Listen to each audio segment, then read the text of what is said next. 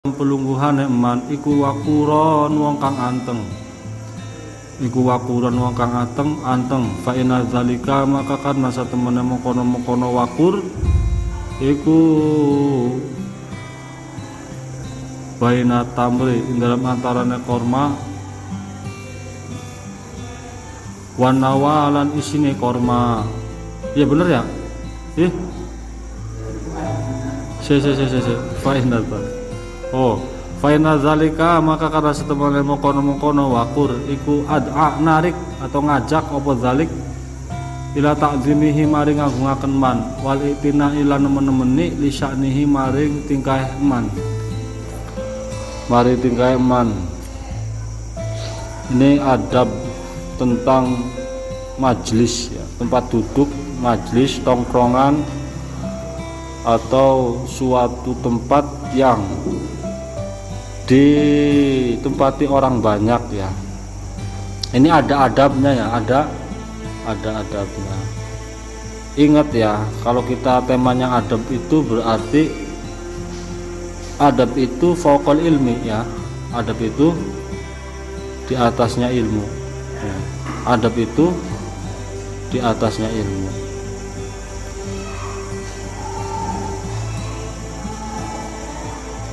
Tapi sebenarnya menurut kamu itu ya, jangan salah paham ya. Ketika bahasa al-adab fauqal ilmi itu atas atau gini, adab itu di atas ilmu itu jangan kamu menganggap keduanya itu hal yang berbeda ya. Ngerti orang? Jangan menganggap ya, misalkan ada sering ya, biasanya kalau di pesantren-pesantren atau apa itu petuahnya sering al-adab fauqal ilmi kan gitu ya. Adab itu lebih di atasnya ilmu. Bahkan ada yang sebagian mengatakan adab ilmu itu di atasnya adab loh.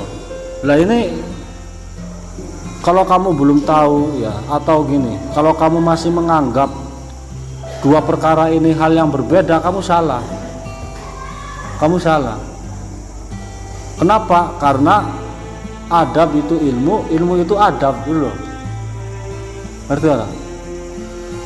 Jadi kapan ya yang namanya ilmu itu bisa jadi adab dan kapan adab itu menjadi ilmu? Nah, udah ya. Kesimpulannya sebenarnya adab itu adalah ilmu yang lagi dipraktekkan, itu adab. Ilmu yang lagi dipraktekkan dengan tujuan apa? Sesuai syariat. Itu adab namanya. Nah, kalau ilmu ya cakupannya masih teori. Ngerti enggak? Teori. Misalkan ini kamu ya, tadi saya bahas apa ya? Mutamimah apa? Itu ilmu, baru ilmu. Ya. Atau saya tadi bahas apalah, itu ilmu. Nah, ketika kamu sedang mempraktekkan ilmu, itu bukan lagi ilmu tapi adab, yaitu yang namanya adab itu adalah ilmu yang sedang dipraktekkan, itu namanya adab. Makanya ada istilah al-adab fauqal ilmi. Bisa satu sisi adab itu lebih baik di atasnya ilmu, satu sisi lagi ilmu itu di atasnya adab. Jadi tinggal cara pandangnya bagaimana, ngerti ya? Contoh musyawarah ya, musyawarah nih.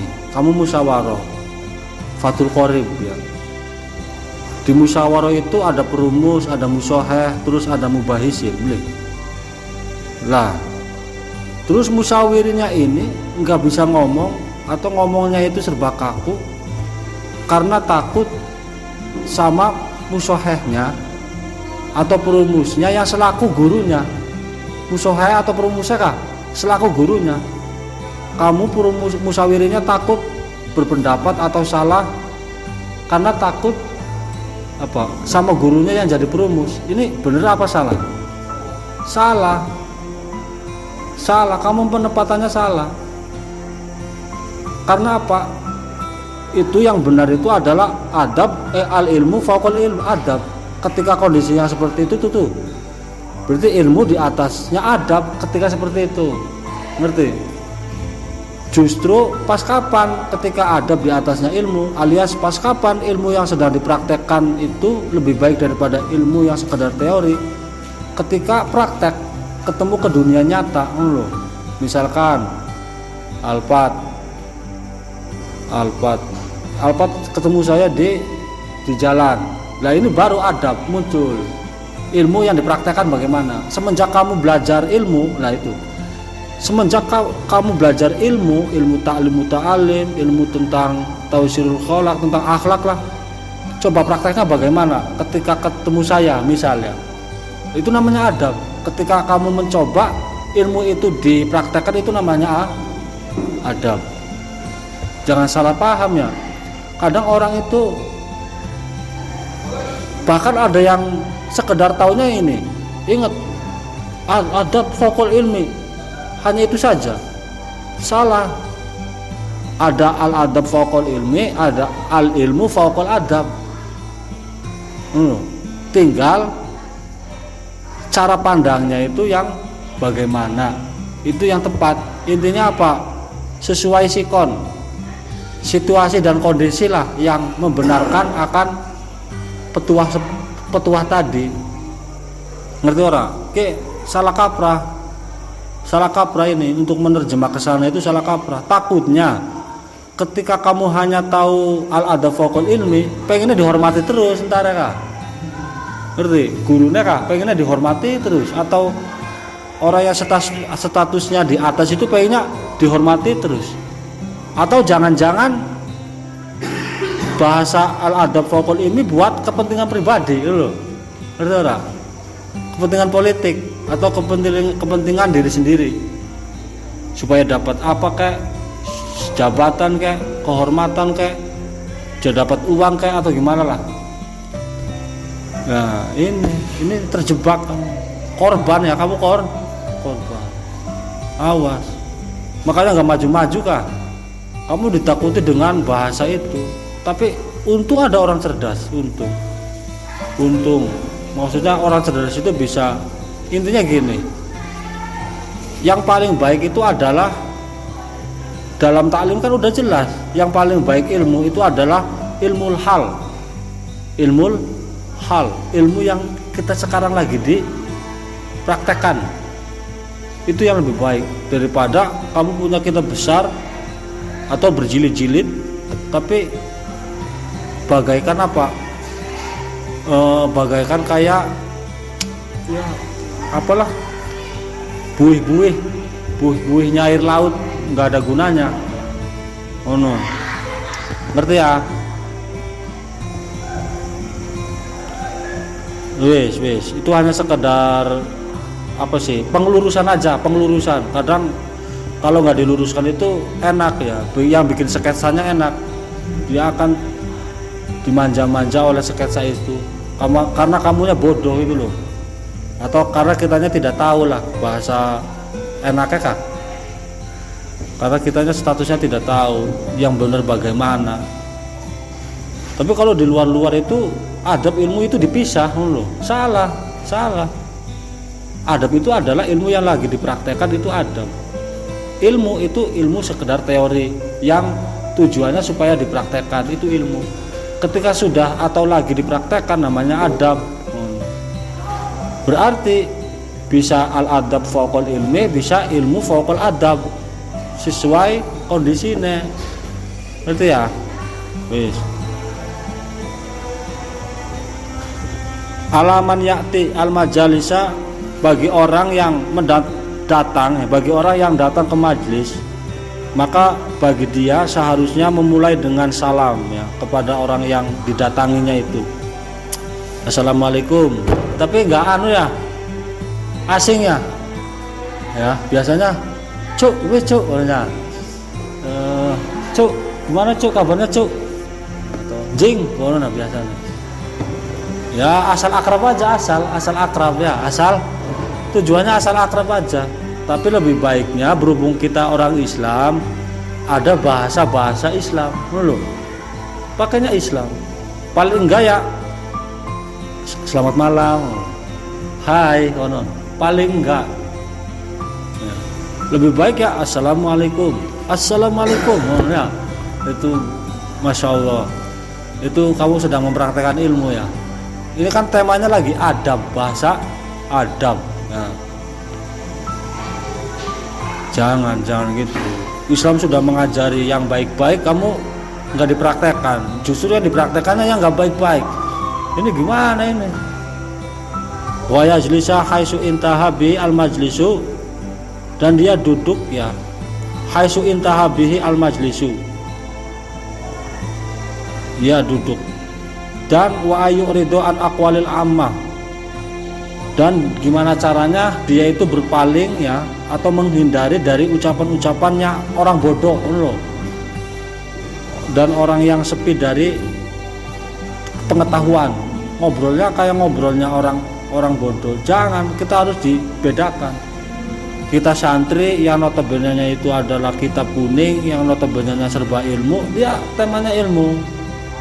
Kayak Alphard misalkan ngobrol sama si Iskandar, ngobrol sekali-kali ngobrol, jangan ngobrol lagi gimba ya.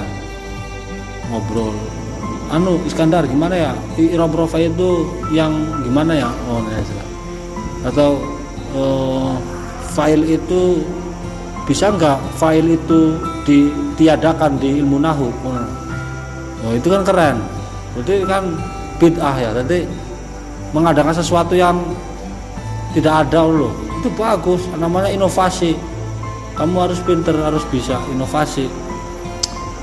Misalkan cerita lagi, Iskandar cerita sama si Alphard, Pat, saya mau bikin ini Pat, kapal misal, bahannya apa aja ya, loh itu keren. Ngobrol kayak gitu keren daripada ngobrol yang gak jelas loh ya, kadang gak jelas. Hiburan loh, paling ketawa udah, ketawa hahaha udah loh, hahaha.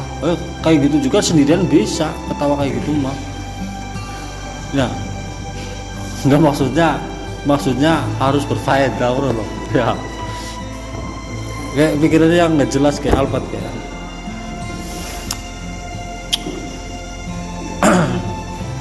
wa yughayyiru al-munkara biyadi, dan juga ketika ada perkara mungkar ya di majelis tersebut, paling enggak kamu harus menanganinya ya.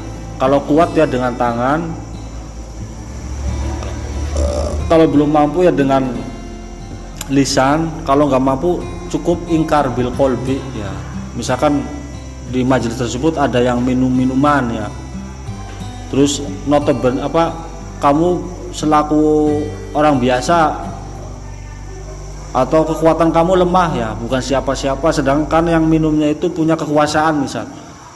Kalau pakai tangan jelas kamu akan diancam atau dibunuh ya, karena dia punya kekuasaan. Kalau pakai lisan ntar saya lemparin botolnya, udah ingkar bil qalbi, cukup hati, cukup wis lah, orang masing-masing kan gitu ya.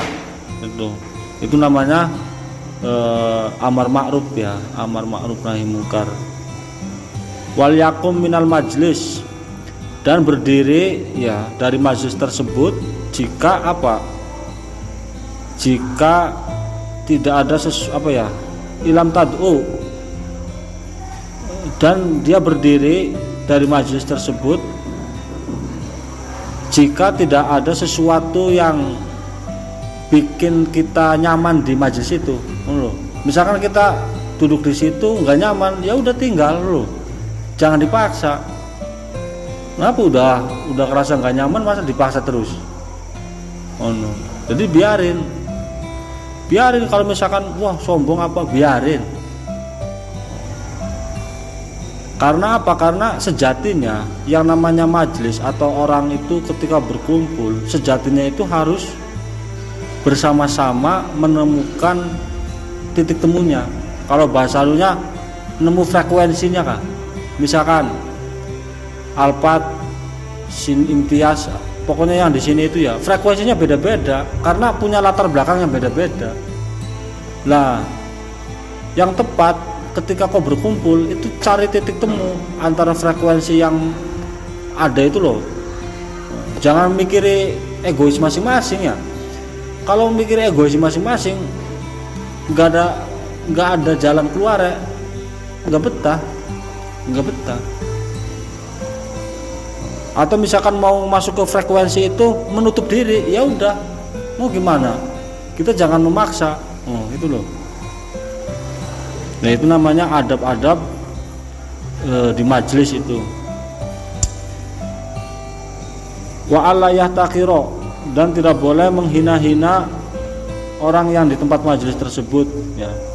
Sebenarnya gini, adanya menghina ataupun yang lain itu diperbolehkan ya, diperbolehkan asalkan dia itu sudah ma'rifatullah, ngerti?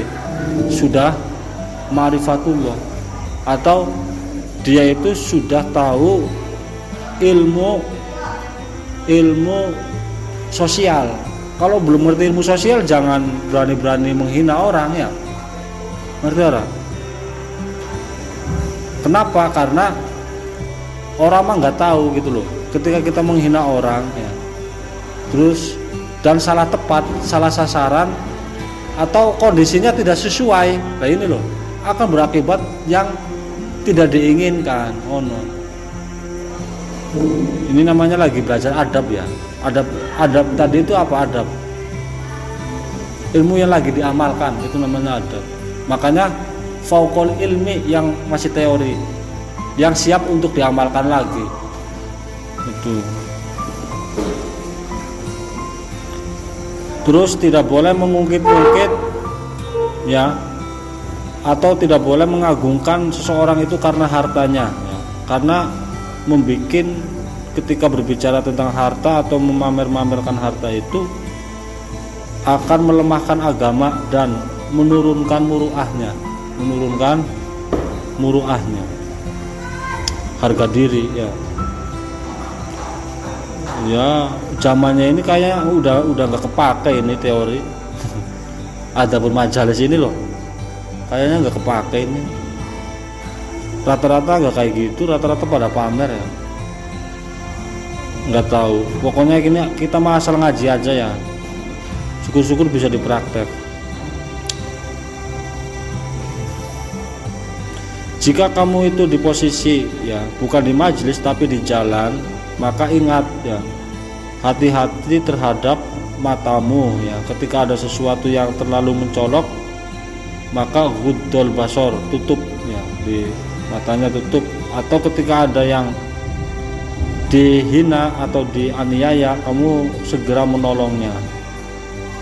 Kalau ada orang yang kesasar ya, tersesat, maka berilah petunjuk ya, petunjuk. Itu namanya adab seseorang terhadap orang lain ya. Sekarang mah enggak, yang tersesat dibiarin loh ya, yang tersesat dibiarin. Coba yang saya tahu, yang dimaksud sesat itu apa sih? Orang yang tersesat itu yang gimana coba?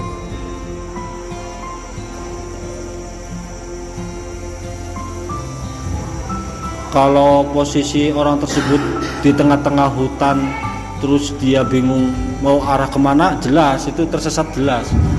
Tapi hakikatnya orang tersesat itu bagaimana sih? Coba. Nasrani? Bukan. Hakikatnya orang tersesat itu adalah menutup diri. Menutup diri. Maksudnya menutup diri itu adalah bahwasanya di atas langit ada langit. Satu itu. Pokoknya menutup diri, Pak, menutup diri. Cukup. Itu artinya tersesat. Udah tahu yang namanya hidup terus berlanjut kok cukup, kan nggak nyambung, itu tersesat. Kamu yang sebagai lagi penuntut ilmu kok cukup ilmunya, tersesat. Saya yang lagi nuntut ilmu kok cukup, tersesat sama. Karena apa? Karena satu, jam itu terus berputar ya. Ketika jam itu terus berputar, maka kita diberitahu supaya terus berjuang, terus harus mendapatkan ilmu-ilmu yang lain. ilmu-ilmu yang kita belum ketahui. Ini kalau temanya ilmu ya. Tapi